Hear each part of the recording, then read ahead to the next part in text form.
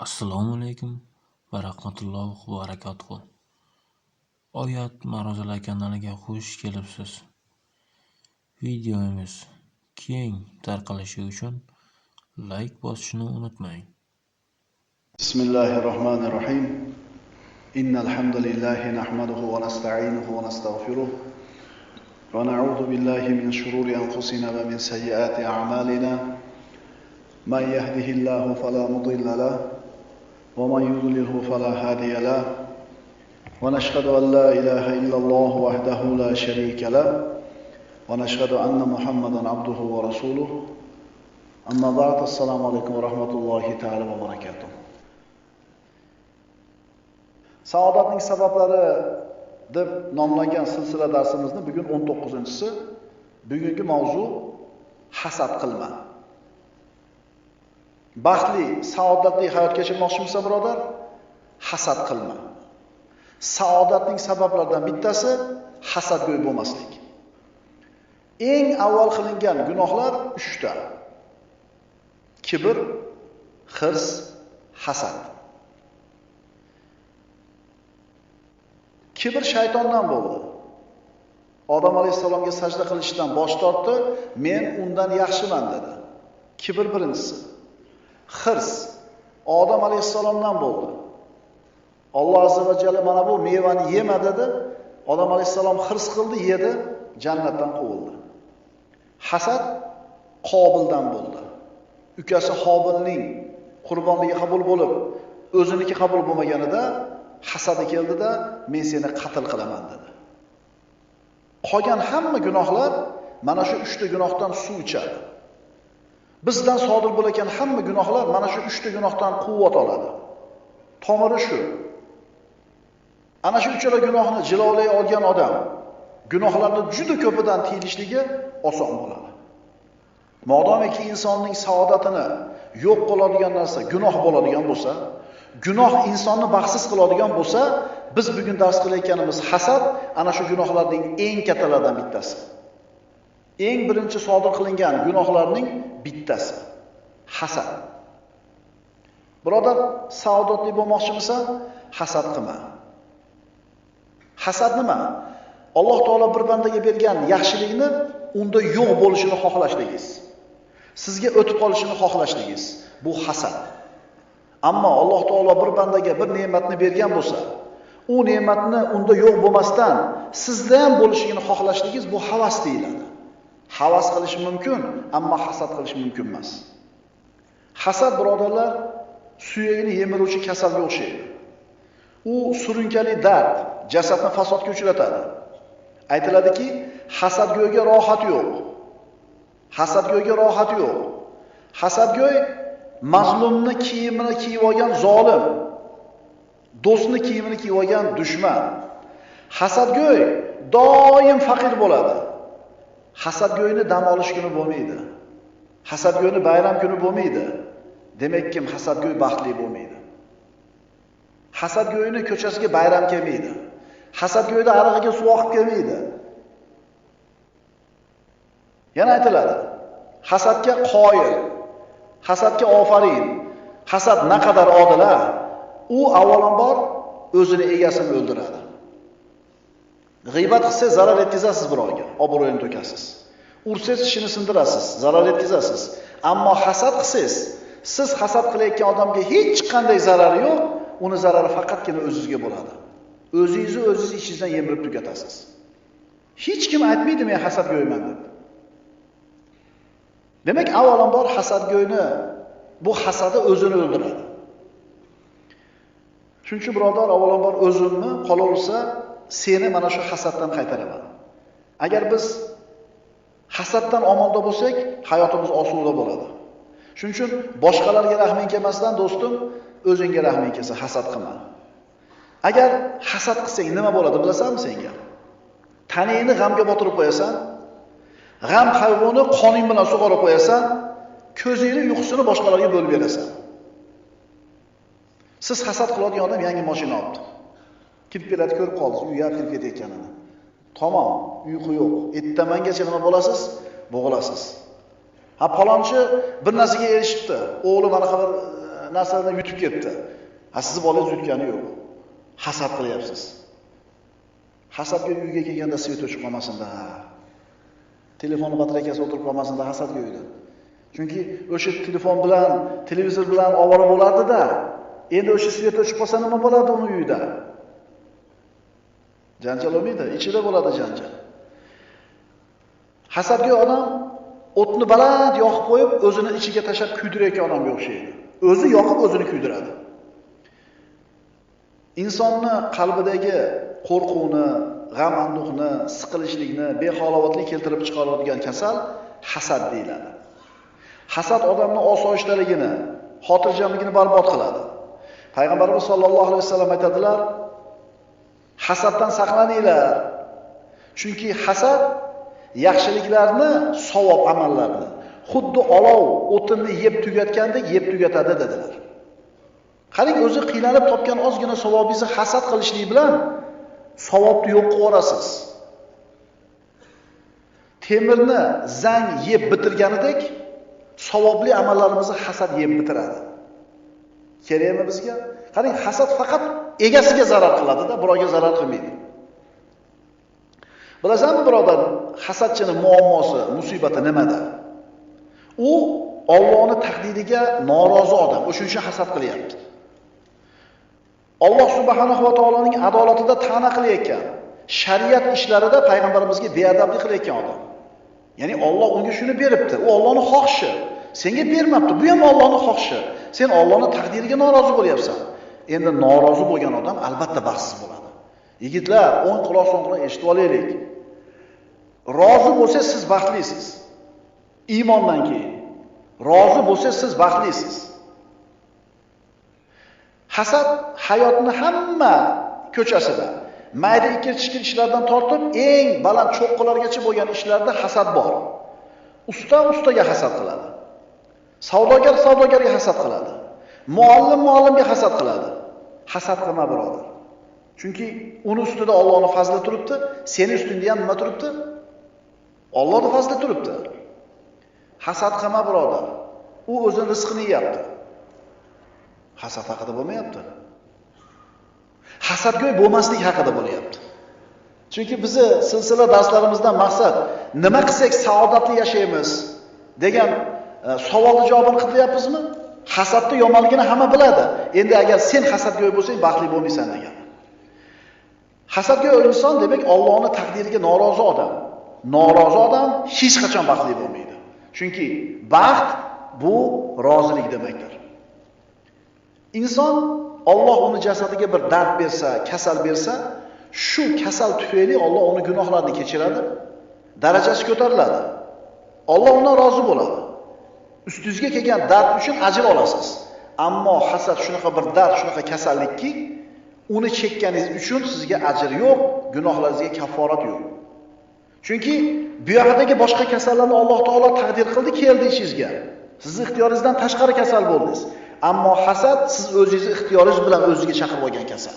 O'shuning uchun bunga ajr yo'q.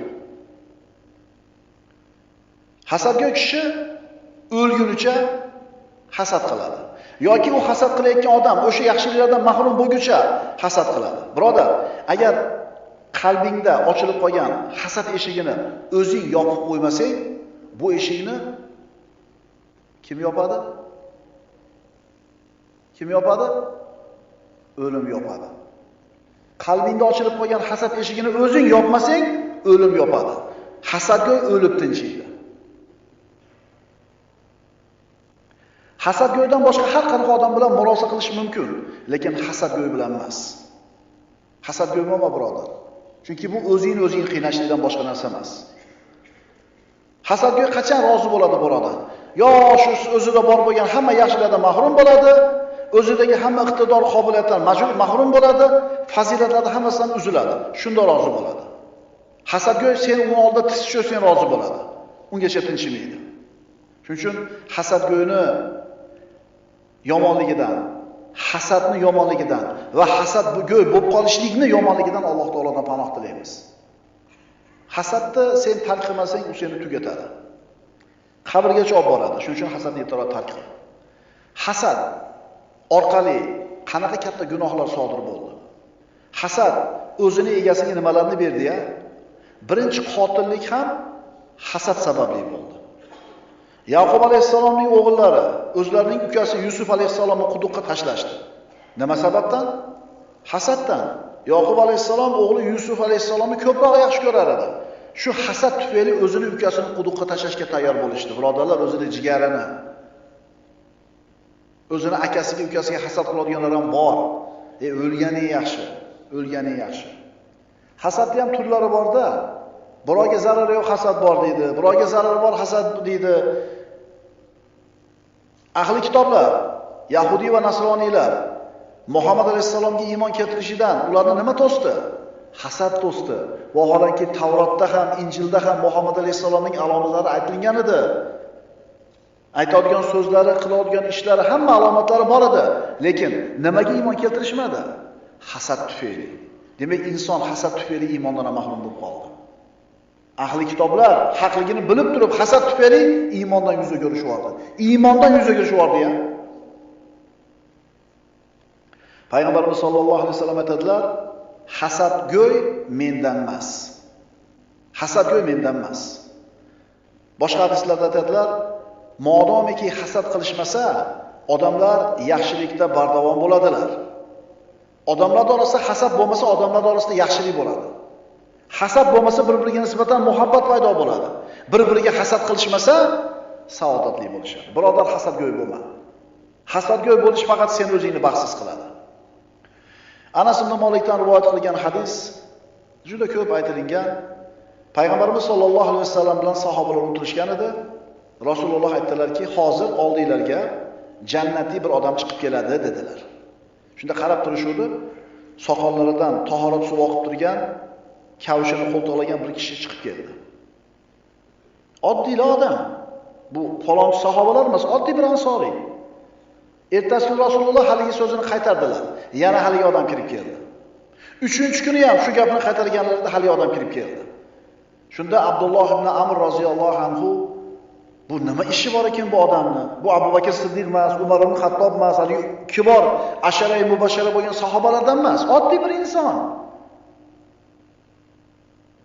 Orqasidan borib, "Birodar, otam bilan kelisha olmay qoldim. 3 kun uyga kelmayman deb men o'zimga ahd qildim. Shu 3 kun siz bilan turib-tursam uyingizda" dedi. Haligi ansoriy ko'ndi. 3 kecha u kishi bilan birga yotib turdi. Tunda qiladigan amallari bormikin, bir sadaqasi bormikin, bir xos bir zikri bormikin, bir nima amali bor ekanki, tashqarida hamma qatorilar yuradi. Lekin Rasululloh 3 marta jannatiy odam kiradi desa, o'sha odam kirib kelyapti. 3-chi kun bo'lganda ham hech qanday ishlarni ko'rmadi. Shunda Abdulloh ibn Umar aytdiki, "Otam bilan hech qanaqa gap o'tgani yo'q o'rtamizda. Men Rasululloh 3 marta hozir oldinglarga jannatiy odam chiqadi deganida siz kirib kelganingizni ko'rdim. Shunda sizning yuzda bir qanaqa ishingiz bor ekan biz bilmaydigan, shuni bilgani keldim" deganida haligi ansoriy, "Siz ko'rgandan boshqa amalim yo'q. Faqat" dedi, musulmonlardan biror kimsaga gina kudrat saqlamayman. Hech kimga nisbatan unga Allohdan yetgan yaxshilikka hasad qilmayman" dedi. Abdulloh ibn Umar aytdi, "Sizni mana shu maqomga yetishtirgan narsa shu xislat ekan" dedi. Hasadgo'y bo'lmasligi shu kishini jannatiy bo'lishiga sabab bo'lyapti. Demak, oson ish emas ekan bu. Demak, oson ish emas ekan. Kechqurun yotayotganimda bironta musulmonga nisbatan g'illag'ashligim yo'q qalbimda va bironta odamga hasad qilmayman deyapti. Bo'ladimi shunaqasi? Bo'ladi, lekin juda qiyin. Aqlni go'zalligi fikr bilan, tilni go'zalligi sukut bilan, yuzning go'zalligi ibodat bilan, so'zning go'zalligi rostgo'ylik bilan, qalbning go'zalligi hasadni tark qilishlik bilan. Ikki ko'zing ko'rib turgan bo'lsa, birodar, ikkita qo'ling, oyog'ing ishlab turgan bo'lsa, ikkita quloqing eshitib turgan bo'lsa, kimga hasad qilasan? Nimaga hasad qilasan? Hasadning zararlari. Hasad Alloh taoloning g'azabiga qolishga sabab. Hasad go'yni qalbi hasrat bilan to'la bo'ladi. Hasad egasining martabasini pasaytiradi. Hasadchini hamma yomon ko'radi. Hasad ne'matning zavoliga sabab bo'ladi. O'zingdagi bor narsa yo'q bo'ladi hasad qilaversang. Hasad katta yomonliklarning manbasi. Hasad jamiyatni buzuvchi bo'lgan cho'qmor. Hasad axloqsizlikning alomati. Undan tashqari bu ruhiy, ma'naviy tomonlari bo'lsa, hasadning zarar tomonlari. Endi jismoniy zararlari ham bor. Mana shu jasadingga ham zarari bor. Sen agar birodar hasadgo'y bo'ladigan bo'lsang, o'zingni tanangni tinimsiz dardlarga, kasallarga ro'baro qilasan. Tabiblar aytishadi. Hasadgo'y insonda quyidagi dardlar doim birga bo'ladi. Hasadgo'y odamda quyidagi dardlar doim birga bo'ladi. Isteladi shu dardlarni. Umidsizlik, tushkunlik, g'azab, nafrat, oshqozon o'pka kasalliklari, teri kasalliklari, yurak kasalliklari, immunitet tizimini buzilishi, jigar o't ishini buzilishi, uyqusizlik, doimiy charchoq, bel va bo'yindagi og'riq, doimiy stress va to'shakdagi muammolar. O'shingacha ta'sir qilar ekan birodarlar. Hamma shunchadan beri ukollar yuribman ekanmi? Shu hasadni tarqisam hal bo'ladi birodar. Chunki aytdik-ku, hasad shunaqa o'tki, faqat o'zining egasini kuydiradi. Hasad shunday bir dardki, faqat o'zining egasini qatl qiladi. Ikki narsa birga bo'la olmaydi. Qanoat va hirs. Insonda qanoat bo'lsa, hirs bo'lmaydi. Agar insonda qanoat bo'lmasa, doim hirs bo'ladi. Endi ikkita narsa bir-biridan ajralmaydi. Hirs va hasad. Hirs va hasad.